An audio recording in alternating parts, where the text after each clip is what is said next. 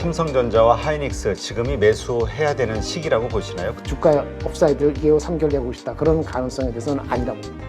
올 4분기 때 10조 정도로 드라마틱하게 올라가느냐 안 오르냐 여기에 따라서 목표 주가 달라지고 목표치는 낮추고 바텀은 내려갈 때마다 조금 살 수 있다. 그 삼성전자 노력이 잘못됐다는 게 아니고 방향은 맞는데 시간이 꽤 걸립니다. 꽤 걸립니다.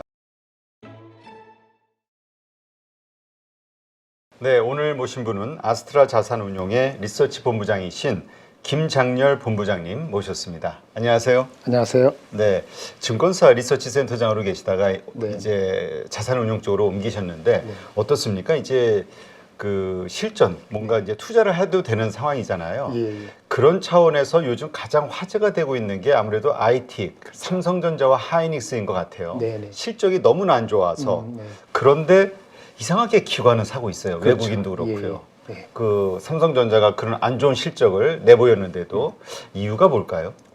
반도체 주식이 사이클 주식이기 때문에 그렇습니다. 한마디로 말씀드리면요. 네. 사이클 주식이라는 거는 실적이 아주 좋을 때 실적이 바뀌는 거 아니야? 하락하는 거 아니야? 두려움이 앞서고요. 실적이 너무 안정이 확인되면은 혹시 좋아지는 거 아니야? 이런 또 반대 성향이 있거든요. 사실은 보면은 작년에 22년도에 삼성전자 하이닉스가 하향 곡선을 그리기 시작한 초입이 미국의 금리 인상이 일어나는 3월, 5월 사이에 일어났거든요. 네. 근데 그 당시는 실적에 아무 걱정이 없었잖아요. 지금은 거꾸로 실적이 나쁘다. 삼성전자 실적 발표됐고 하이닉스는 적자가 1조 이상이고 누구나 다 아는 스토리 되다 보니까 어떤 조치만 있게 되면 혹시 나중에 바뀌는 거 아니야? 이런 어떤 기회에 대한 기대가 앞서다 보니까 주가가 오히려 또 역으로 올라가는 이런 패턴을 지금 보이고 있는 것입니다. 네. 지금 말씀하신 대로 사이클 산업이라고 표현하셨는데 참 한국이 이 사이클 산업인 그 산업 그렇죠. 혹은 업종 섹터가 참 많이 있잖아요. 네네. 뭐 철강 화학도 그렇고 조선도 그렇고 다. 이 사이클 산업에 대해서 우리가 이해하지 못하면 한국 증시에서는 돈 못 번다 이런 얘기가 네. 허다해요. 그렇습니다. 예. 뭐 이제 흔히 얘기했을 때 적자로 인해서 바닥에 쳤을 때 재고가 최고로 올라왔을 때 투자를 줄인다고 했을 때 그 당시 실적이 가장 안 좋았잖아요. 그때는 역발상이 필요할 수가 있어요. 물론 역발상이라는 게 항상 통하는 건 아니고 그 삼성 하이닉스도 그렇고 반도체 업체가 스스로 할 수 있는 행동을 하는 것도 중요한데 매크로 환경에 영향을 줄 수 있는 어떤 그런 환경적인 게 있거든요. 그 전제를 보면서 그 다음에 업체들의 역발상적인 전략을 보면은 그때는 기회가 올 수 있죠. 네. 타이밍이 참 어렵습니다. 네. 그런 차원에서 지금 우리 본부장님도 삼성전자와 하이닉스 지금이 매수해야 되는 시기라고 보시나요? 근데 최근에 좀 바닥에서 네. 그래도 10% 이상 올라왔어요. 네. 그럼에도 살만한 때라고 결론부터 보세요? 말씀드리면요. 네. 단기적으로 2, 3개월의 쇼부를 보고 싶다. 음. 뭐 20% 이상 여기서 주가 업사이드를 2개월, 3개월 내고 싶다. 그런 가능성에 대해서는 아니라고 봅니다. 아까 말씀드렸잖아요. 과거에는 패턴이 드라마틱하게 올라가는데 그렇죠. 지금 업체가 10개 있다가 한두 업체가 파산을 하면 엄청난 효과가 나거든요. 지금 이미 많이 줄었어요. 3개밖에 그렇죠. 없고. 이미 감산을 선언했어요. 삼성만 감산을 오피셜 하지 않았거든요. 네. 그럼에도 불구하고 지금 반도체 가격이 4분기에만 해도 삼성도 엄청난 그 반도체 가격을 하락시키고도 출하량이 미미하거든요. 네. 그건 뭐냐면 거꾸로 수요도 생각보다 너무 안 좋아요. 그래서 삼성도 좀 고민하고 있는 게 자기네들도 감산을 어느 정도 하거나 아니면 캐펙스 투자를 좀 잠시 미루는 것이 합리적일 것 같긴 한데 그런데 그렇게 한들 진짜 수요가 뒷받침할까? 가격을 낮춘다고 수요가 붙을까? 매크로가 확실치 않으니까 그런 약간의 예측의 불확실성이 있다 보니까 삼성이 지금 미루고 있는 거거든요. 그러니까 그만큼 주가가 빠지기도 했습니다만 드라마틱하게 오를 가능성은 현재로서는 없기 때문에 바닥은 찾았는데 예를 들어서 시장이 여기부터 주식시장이 한 15% 오르는데 우리 삼성전자 하이닉스가 30%를 향후 3개월 동안 해서 아웃퍼폼을 확실히 해줄 수 있냐라고 본다면 그거는 글쎄요가 맞습니다. 예. 그렇군요. 말씀하신 대로 지금 반도체 재고가 너무 크지 않냐. 네네. 이게 이제 늘어나야 되는데 그러려면 이제 기업체들이 그 뭔가 재고떨이 네네. 어떤 행사를 해야 그걸 또 바닥 신호로 볼 수 있는 거 아니냐 이런 그렇죠. 의견들도 있기는 해요. 네네. 그게 테슬라 자동차가 다른 거예요. 우리는 B2B잖아요. 네. 테슬라가 엊그저께인가 지난주인가요? 네, 할인 지금 하고 있죠. 네, 할인했잖아요. 10월 달에 하고 두 번째 한 건데 그래서 한국에서 파는 것보다 40% 싸다 그러잖아요. 이렇게 가격을 낮추다 보니까 오늘 나온 뉴스는 테슬라가 그렇게 하다 보니까 주문이 좀 오른 것 같다. 그래서 이제 딜리버리하는 리타임이 생기는 것 같다. 가격을 낮추다 보니까 BID죠. 예. 걔네 그 중국 로컬 업체, 걔네들의 가장 잘 팔리는 제품하고 가격이 비슷해지다 보니까 가격에 좀 반응하는 것 같다. 이거는 컨슈머 반응이거든요. 네. 소비자가 우리가 바로 반응하는 거잖아요. 근데 우리는 B2B다 보니까 우리를 사용하는 게 누구죠? 기업들, 스마트폰. PC 업체들. 그 다음에 좀 그나마 끝까지 버텼다고 작년 여름까지 마지막 그것도 무너졌지만 우리 이제는 그 이제 데이터 센터 서버잖아요. 근데 가장 문제가 된 스마트폰하고 PC를 보면은 비슷하게 다른 게 있는데 둘 다 코로나 때 너무 많이 샀어요. 사실 보시면 2020년, 21년, 22년 이게 작년에 안 좋았습니다만 20년 상반기까지 보시면 2년 반 동안에 뭐가 됐냐면은 그 코로나 때문에 사람들이 밖에 안 나가다 보니까 결국은 PC하고 노트북 사고 휴대폰을 샀는데 보세요. 21년, 22년, 20년 사이에 혁신적이 있었나요? PC하고 스마트폰이 없었죠. 네. 별로 없었거든요. 근데 그렇게 많은 수요가 땡겨졌다는 거는 약간 과한 거예요. 그래서 그거를 토해내는 시기가 2000년, 20년, 21년 2년 됐으니까 제가 보기에는 최소한 22년 하반기부터니까 23년 말까지는 수요가 되돌아올 거라고 낙관하기는 어려운 토해낸 것만큼 빼야 되는 거니까 마치 유동성 자금 우리 금리 인상으로 해야 되는 거하고 똑같습니다. 네. 그러면 근데 그거 빼놓고 나면은 뭐가 있나요? 데이터 센터 서버인데 이거는 좋죠.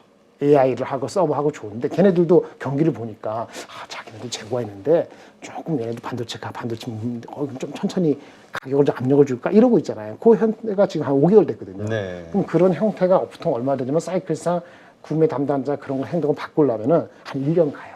그래서 그래요?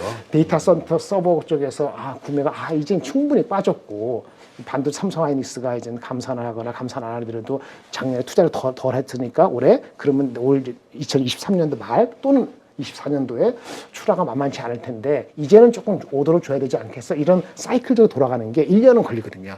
그래서 데이터 센터 서버는 가장 늦게 조정을 받았기 때문에 아마 올 여름 지나서야 수요가 반응을 할 것이고 그렇기 때문에 삼성전자가 데이터 센터 DRAM 가격을 지금 많이 내춘다 하더라도 낮추는 만큼 물량이 살아나지 않습니다.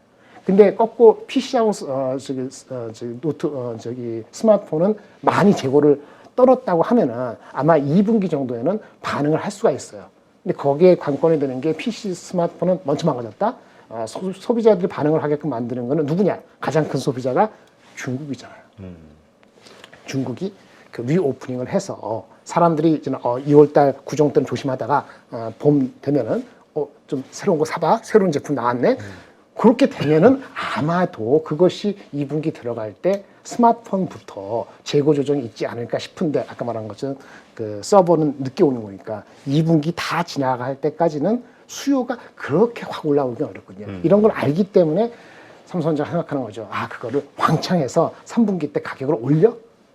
아닌데 나는 그러고 싶지 않은데 마이크론하고 하이닉스가 좀 더 감산해주면 나는 뭐 조용히 넘어갈까? 이런 머리를 굴리고 있는 거란 말이에요. 그러니까 애널리스트가 삼성전자 어떤 실적을 예측할 때 1, 2분기 안 좋은 거 알겠는데 어떤 행동을 취하냐에 따라서 3분기 늦어도 9월, 10월에는 달라질 소진이 있거든요. 사이클. 네. 그러다 보니까 그런 콜을 하는 거죠. 근데 결론적으로 말씀드리면 이 드라마틱하다는 것이 뭐 상반기에 삼성전자가 3조 영업이익인데 지금 얼마에 4조 나왔죠? 상반기에 분기 3조 나오는데 4, 4분기 때 작년 3, 4분기 때 10조 나왔거든요. 10조, 4조 나오고 내려간 건데 올 4, 4분기 때 10조 정도로 드라마틱하게 올라가느냐 안 오르냐 여기에 따라서 목표 주가가 달라지고 우리의 그 코스피에 상당한 30%도 그 영향을 주는 거죠. 드라마틱한 거라고 말씀을 드리고 싶은데 그럴지는 자신이 없어요. 그래서 기대치는 목표치는 낮추고 바텀은 내려갈 때마다 조금 살 수 있다 이렇게 말씀을 드리는 거죠. 네. 지금 반도체 투자와 관련해서 네.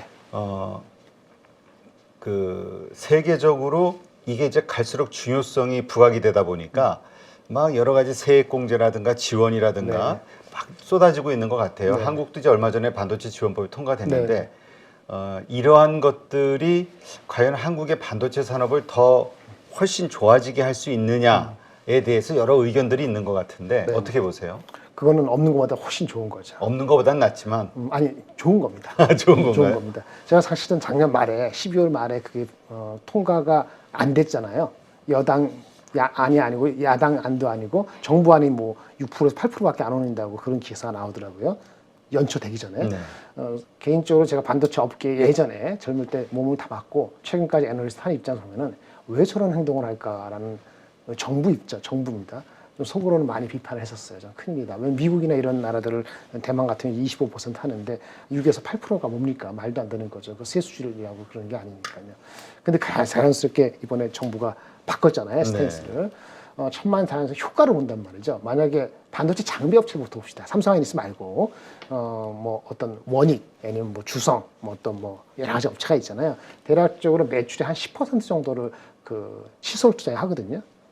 그러면 그 업체들은 당장에 올해 법 통과되면 내년부터인데 네. 이게 한 2% 정도의 효과는 플러스가 분명히 있습니다. 근데 이제 하나만 하는 게 아니잖아요. 그렇죠. 이게 정권이 바뀌면 또 이게 없어지나요, 법이? 그러면 정권이 바뀐다 가정합시다. 그럼 이 정부에서마다 3년은 가잖아요. 2%씩 3년이면 얼마죠? 6%. 네, 6, 7%.